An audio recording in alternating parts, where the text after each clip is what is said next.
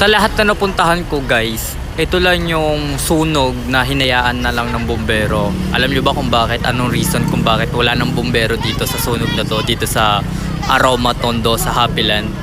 Dahil kanina sa live nung bumbero, meron daw 3 binaril, 4 daw yung sinaksak. Tapos sabi ng mga taga dito, lahat daw talaga ng bumbero nagsialisan dahil yun daw yung nangyari. Kawawa naman. Ang natira na lang dito, ayan, mga reporter, tapos yung mga tao dito, ayan, mga kanya-kanyang salba na. Dahil wala na silang aasahang bumbero.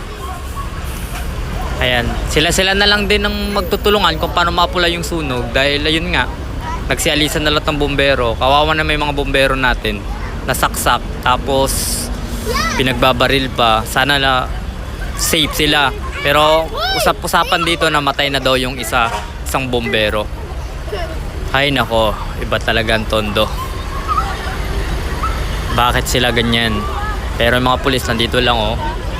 Nagkikwentuhan lang din sila. Kasi wala na silang magagawa. Nagsisialisan lahat ng bumbero.